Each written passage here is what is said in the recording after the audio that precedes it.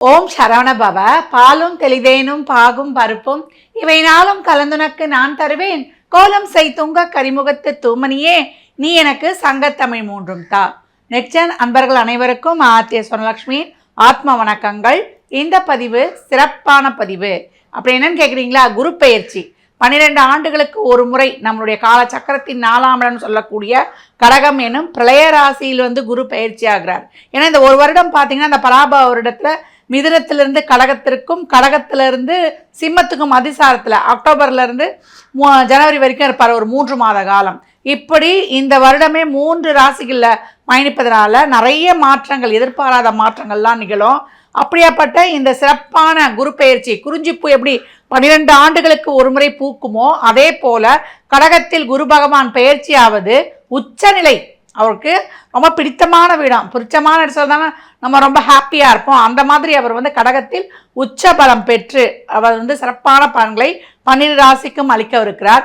இப்பேற்பட்ட குரு பெயர்ச்சி எப்பமா நடக்குது அப்படின்னு கேட்குறவங்களுக்கு 2 பஞ்சாங்கங்களை பின்பற்றோம். கோயில் ஆகம விதிகளின்படி கோயில்களில் குரு பெயர்ச்சி எப்போ கொண்டாடப்படும் அப்படின்னு சொன்னீங்கன்னா வாக்கிய பஞ்சாங்கத்தை பின்பற்றுறாங்க. இப்போ வாக்கியப்படி குரு பெயர்ச்சி 26/5/2026 செவ்வாய்க்கிழமை அன்னைக்கு காலையில் 11:07 பெயர்ச்சி ஆகிறார். அப்போ திருக்கணிதம் நம்ம வாழ்வியல் முறைக்கு பார்க்குறோம். திருக்கணித முறைப்படி அது எப்போ நடக்குது அப்படின்னு கேட்டிங்கன்னா ஜூன் 1/6/2026 அன்று நள்ளிரவு உங்களுக்கு 1:50 அவர் மிதுனத்திலிருந்து கடகத்திற்கு பெயர்ச்சி அடைகிறார். இப்போ நடுவில் அவர் வக்ரகதிகளை போவார், அப்புறம் அதிசாரம் ஆவார். இதையெல்லாம் ஒட்டி இந்த 12 ராசிக்கு எப்படி பலன்கள் இருக்குதுன்னு பார்க்கலாம். அதை தவிர்த்து இந்த உலகளாவிய அளவில் என்ன மாதிரியான மாற்றங்கள் ஏற்படும், குரு பகவான் வராரே அப்படின்னு ஆவலாக காத்து கொண்டு பொது பலன்களாக பார்த்தீங்கன்னா ஏற்கனவே சிம்மத்தில் நம்மளுக்கு கேது, கும்பத்தில் ராகு, கேந்திரத்தில் சூரியன் வரும்போதெல்லாம் அரசியலில் மிகப்பெரிய மாற்றங்கள் ஏற்படும். ஏற்கனவே நம்ம தமிழ்நாட்டில் அரசியலில் பயங்கரமான மாற்றங்கள், ஒவ்வொரு நாளும் என்னென்ன நிகழ்ச்சி நடைபெறும் அப்படின்லாம் நம்ம இப்போலாம் சீரியல்லாம் விட்டுட்டோம். இப்போ நியூஸ் சேனல் தான் அதிகப்படியாக மக்களால் டே டு டே லைஃப்பில் பார்க்கப்படுது. ஏன்னா இளைஞர்கள்லாம் அரசியலில் ஆர்வம் காட்டுற அளவுக்கு அரசியலில் பல அதிரடி மாற்றங்கள், திறப்பங்கள் உலகளாவிய அளவில். இப்போ ட்ரம்ப் போய் ஈரான் கிட்ட போடுறாரு பார்த்தீங்களா, புகை, அதாவது போர் மேகங்கள் சொல்லலாம். அதாவது புகைச்சிக்கிட்டே இருந்தது இந்த போர், எப்போ வரும் செய்யணும் எதிர்பாராத நேரத்தில் இந்த போர் மேகங்கள், அதாவது ஈகோ தான், நான் என்றது, நீ பெரியவனா நான் பெரியவனா, இதெல்லாம் தலை தூக்கும். ஏன்னா குரு நம்ம சனியையும் பார்ப்பார்.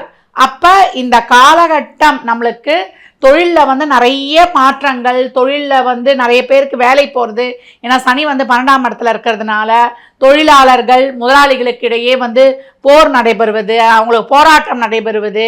ஏன்னா மகரத்துக்கு அடுத்து வரக்கூடிய டிரான்சிட் டிசம்பருக்கு அப்புறம் பார்த்தீங்கன்னா ராகு மகரத்துக்கு வந்துடுவார், கேதுவும் பிரளய ராசியில் அமைஞ்சிரும்.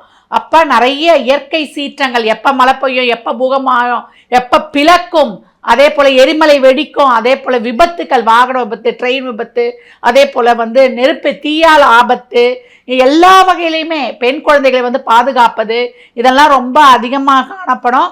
நம்ம பெண்கள் இந்த காலகட்டம் ரொம்ப சிறப்பாக களமிறங்கி நல்ல லைம்லைட் அவங்களுக்கு கிடைக்கும். எல்லா துறையிலையும் சிறப்பாக கால் ஊன்றுவாங்க. நல்ல ஒரு செலிப்ரிட்டிஸு, பெரிய அரசியல்வாதிகள், மத தலைவர்கள், இவங்க வாழ்க்கையெல்லாம் நிறைய பாதுகாத்துக்கணும். அவங்களுடைய ஆயுளுக்கும் சரி, அவங்களுடைய கேரக்டர், அவங்களுக்கு ஒரு அவசொல்ல இதெல்லாம் ஏற்படும். இதெல்லாம் கொஞ்சம் கவனமாக பார்த்துக்கணும். பயங்கரவாதம், அதே போல் நம்மளுக்கு நாட்டை சீரழிக்கக்கூடிய நிறைய நம்ம பயங்கரவாத, இது வெடிகுண்டு கலாச்சாரங்கள், போதை பொருள், இதுக்கு மாற்ற தடுப்புகளும் வரும். அதே போல் புது புது வியாதிகளுக்கு மருந்தும் கண்டுபிடிப்பாங்க, புது புது வியாதிகள் உருவாகும். அதற்கேற்ற மாதிரி பாருங்க, இப்போ ஹண்டா வைரஸ்னு ஒரு வைரஸ் உருவாகி அர்ஜென்டினா உட்பட 23 நாடுகளில் இந்த நோய் பரகுது. இது ஒரு வைரஸ். இந்த வைரஸ் எப்படி வருதுன்னா எலியுடைய நம்ம எச்சத்தாலையும் சிறுநீர், மலம், அப்புறம் அது உமிழ்நீரால் வருதுன்னு வேற சொல்கிறாங்க. இது 6 ஆண்டுகள் உடல்லே தங்கியிருக்கோம். ரொம்ப நெருங்கி அவங்க கூட யாரெல்லாம் பழகிறாங்களோ அந்த மாதிரி இருக்கிறவங்களுக்கு வரக்கூடியது. கொரோனா விட இப்போ தாக்கம் ஜாஸ்தி. கொரோனாவது டக்குன்னு வெளியே தெரிஞ்சிடும், இது வந்தால் அவ்வளோ சீக்கிரம் வெளியே தெரியாது அப்படின்னு சொல்கிறாங்க. அதனால் எல்லா வகையிலையுமே நம்ம கவனமாக இருக்கணும். மஞ்சள் நிறம் சார்ந்த பொருட்கள் உற்பத்தி அதிகமாகிறது. தங்கம் விலையில் ஏற்றத்தாழ்வுகள் காணப்படுவது, நல்ல கடல் சார்ந்த வணிகம், நம்ம பால் உற்பத்தி, கால்நடை, விவசாயம் இதெல்லாம் பெருகுவது, தொழில் துறையில் ரொம்ப சிறப்பாக இருக்கும்.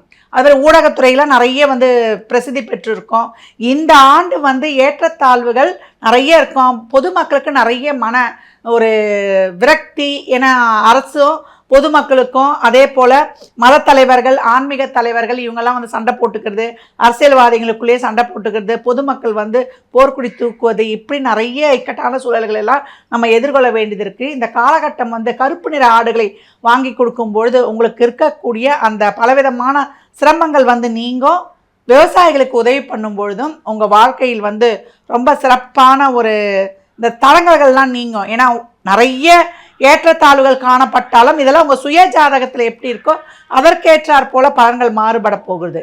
அப்போ இந்த குரு பயிற்சி, இந்த பராபவ வருடத்தில் வரக்கூடிய இந்த சிறப்பான குரு பெயர்ச்சி, அதாவது உச்சமாகக்கூடிய குரு அன்றாட வாழ்வில் நடத்தக்கூடிய ஒரு சாமானிய மக்கள்லேருந்து சாதிக்கும் மக்கள் வரைக்கும் நிறைய ஏற்றத்தாழ்வுகள் வந்து காணப்படும். அனைத்து வகையிலையும் இதை கடந்து வருவதற்கு தான் சொல்லியிருக்கேன். விவசாயிகளுக்கும் அந்த மாதிரி கருப்பு நிற ஆடுகளை வந்து இந்த கால்நடை வளர்ப்பவர்களுக்கு உதவி பண்ணுவது, வாயில்லா பிராணிகளுக்கு உதவி செய்வது, சேரிட்டி நிறைய வந்து நம்ம தான தர்மங்கள் இயலாதோருக்கு பண்ணுவது, நேர்மையான வழியில் வந்து நடப்பது, கோயில்களில் வந்து புராதன கோயில்களுக்கு போய் உழவார பணி செய்வது, அந்த கோயில்களை வந்து நம்ம புனரமைப்பது, இதெல்லாம் ரொம்ப சிறப்பாக இருக்கும். இதில் என்ன ஒரு வேடிக்கைன்னா ஆன்மீகவாதிகளும் அரசியல்வாதிகளும் இவங்களுமே ஒருத்தருக்கு ஒருத்தர் சண்டை போட்டுக்கொள்வாங்க. அப்போ ஆன்மீகம், அரசியல், அன்றாட இருக்கக்கூடிய பொது ஜனங்கள், அரசியல்வாதிகள் இப்படின்னு பலதரப்பட்ட குழப்பங்களும் நிறைய வந்து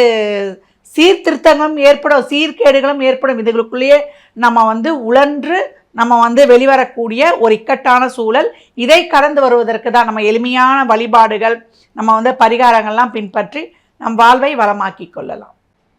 தனுசு ராசி, தனுசு லக்னத்திற்கான பலன்களை காணவிருக்கிறோம்.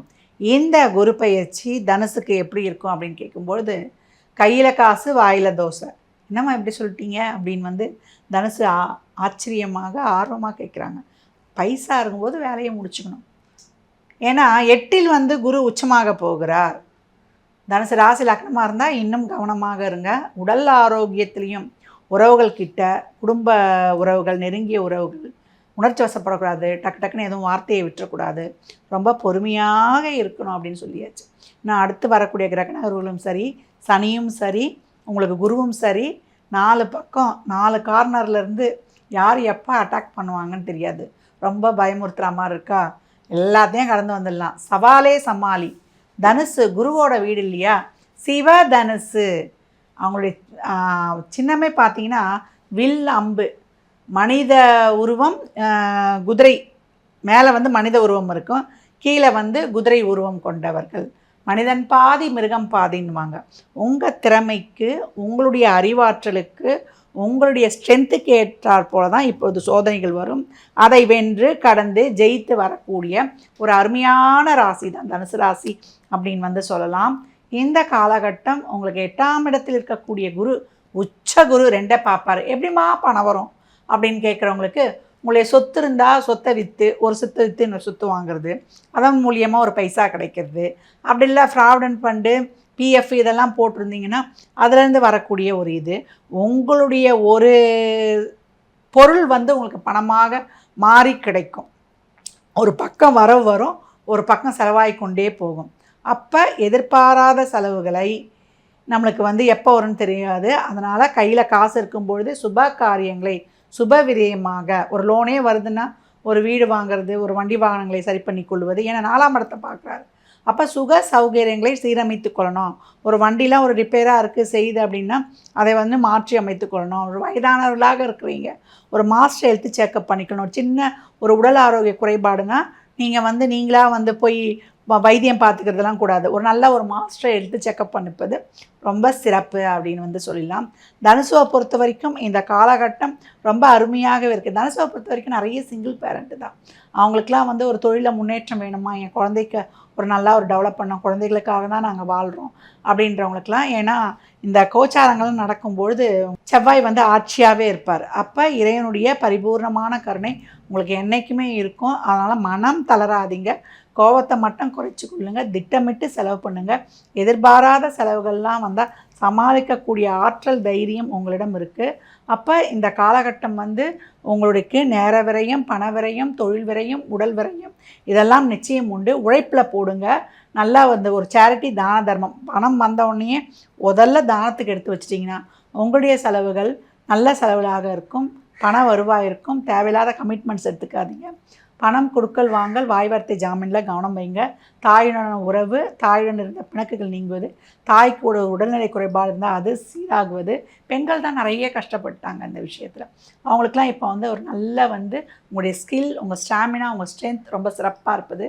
நம்மளுடைய 4 கார்னரில் சிறப்பான கேந்திரம் 4வது கேந்திரம். அது உங்களுக்கு சிறப்பாக இருப்பது. உங்களுடைய சுய முயற்சியால், சுய திறமையால் வென்று வருவது. யார்கிட்டையும் போய் கை கட்டி நிற்க வேண்டிய அவசியம் கிடையாது. இந்த இக்கட்டான சூழலையும் சிறப்பாக கடந்து வந்திருக்கீங்க. நேரத்துக்கு படுத்து நேரத்துக்கு தூங்கி உங்கள் உடல் ஆரோக்கியத்தில் கூடுதல் கவனம், ரெகுலர் எக்ஸசைஸ் பண்ணுவது, முறையான உணவு பழக்க வழக்கங்களில் எப்போவும் விரயங்களை மட்டுப்படுத்தி கொள்வதற்கு நீங்கள் ஒரு பிளானிங் தான் உங்களுக்கு இப்போ தேவை. அந்த மாதிரி செய்து நீங்கள் திறம்பட கடந்து வருவீங்க. இப்போ இந்த காலகட்டம் நல்லா ஒரு முதலீடுகள்லாம் எடுத்துகிட்டு போய் கவனமாக பண்ணணும். முதலீடுகள் செய்வதற்கு ஏற்ற நேரம் கிடையாது. நிறைய கவர்ச்சிகரமான பேச்செல்லாம் பேசி உங்களை எடுத்துகிட்டு போய் யாருன்னா இதுலேயும் சிக்க வச்சுருவாங்க. அதனால் ஆட்கள் கிட்ட பழகுவது, முகம் தெரியாத ஆட்கள் கிட்ட பழகுவதெல்லாம் ரொம்ப கவனம். அனைத்து வகையிலையுமே கவனமாக இருக்கணும். தொழில் செய்கிற இடத்துல, வண்டி வாகனங்களில் பயணிக்கும் பொழுது, உடல் ஆரோக்கியத்தில், புதுசாக ஒரு நபர் நம்மக்கிட்ட வரணாங்க, அனைத்து வகைகளையும் தொழில் செய்கிற இடங்களில் உங்கள் ஃபைல்ஸ்லாம் மூவ் பண்ணுற இடத்துலலாம் நீங்களே தான் அதை பண்ணணும். மற்றவர்களை நீங்கள் சப்ளிமெண்ட்டாக வைக்கக்கூடாது. எல்லா வகையிலையுமே குடும்ப உறவுகளெல்லாம் பொறுமை காத்தால் நீங்கள் பெருமை சேர்க்கலாம். ரொம்ப சிறப்பாக கடக்கக்கூடிய நேரம் இந்த காலகட்டம். நீங்கள் வழிபாடு உங்களுக்கு ரொம்ப அவசியம். வியாழந்தோறும் அருகில் இருக்கக்கூடிய ஆலயத்திலேயோ இல்லை பழமையான சிவாலயங்களில் சென்று வழிபடும் பொழுது உங்களுக்கு நல்ல ஒரு சிறப்பான பலன். நெய் தீபம் 3 நெய் தீபங்களை ஏற்றி வழிபடும் பொழுது தனுசுக்கு ரொம்ப சிறப்பாக இருக்கும். ராசி லக்னக்காரர்கள், குடும்ப உறவினர்கள், நெருங்கிய நண்பர்கள்கிட்ட ரொம்ப அனுசரித்து செல்லணுன்னு இருக்கேன். உணர்ச்சி வசப்படக்கூடாது, கோவப்படக்கூடாது. ஒரு சொல் வெல்லும், ஒரு செல் கொல்லும். நீங்கள் என்ன பண்ணலாம் இந்த காலகட்டம் உங்களை புனரமைத்து கொள்வதற்கு, ஸ்ட்ராங்காக வச்சுக்கிறதுக்கு? புண்ணிய நதிகளில் போய் நேரம் கிடைக்கும் போதெல்லாம் நீராடுவது. வீட்டில் இருக்கிற பெரியவங்களை அன்றாடம் நமஸ்காரம் பண்ணிக்கணும். குளிச்சுட்டு வந்தவொடனே அம்மா அப்பா இருக்காங்கன்னா அவங்கக்கிட்ட பண்ணுறதில்ல. மாமனார் மாமியார் இருந்தால் பண்ணுறது இல்லை. நீங்கள் யாரை வெல்விஷராக இருக்கிறீங்களோ அவங்கக்கிட்ட ஒரு ஆசீர்வாதம் ஃபோன்லேயே கூட வாங்கிக்கலாம். ரொம்ப சிறப்பாக இருக்கும். ஏற்கனவே சொன்ன மாதிரி தான் சிறு சிறு பிரச்சனைகளை கூட ஆர்கியூமெண்ட் பண்ணாதீங்க. உடல் ஆரோக்கியத்தில் கவனம்.